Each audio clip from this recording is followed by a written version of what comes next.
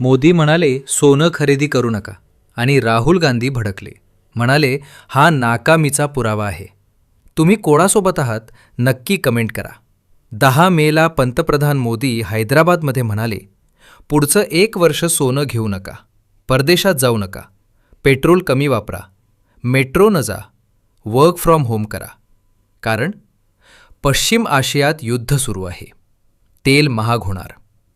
दुसऱ्या दिवशी राहुल गांधी एक्सवर म्हणाले, 12 वर्षात देशाची अशी अवस्था केली की लोकांना सांगावं लागतंय काय घ्यायचं काय नाही. हे उपदेश नाहीत, नाकामीचे पुरावे आहेत. मोदी बरोबर का वाटू शकतात? कारण युद्ध खरंच आहे. इराण अमेरिकामध्ये गोळीबार सुरू आहे. भारत 85% तेल बाहेरून घेतो. सोनं घेतलं, पेट्रोल उडवलं तर डॉलर संपतील. 1991 साली असंच झालं होतं. तेव्हा सोनं गहाण ठेवावं लागलं होतं. घरात पैसे कमी असतील तर वडील उधळपट्टी नको सांगतातच ना. राहुल गांधी का चिडले?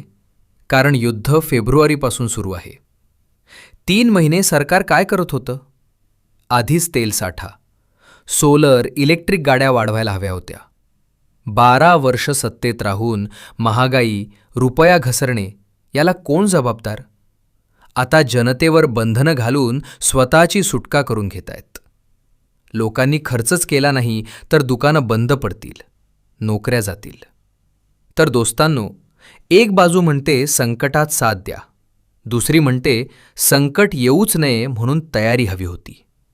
आता तुम्ही सांगा, मोदींचं त्याग करा आवाहन बरोबर की राहुल गांधींचा अपयश लपवतायत आरोप बरोबर? कमेंट बॉक्समध्ये मोदी किंवा राहुल लिहा आणि का ते पण सांगा. सर्वात भारी कमेंट मी पिन करणार. जय हिंद.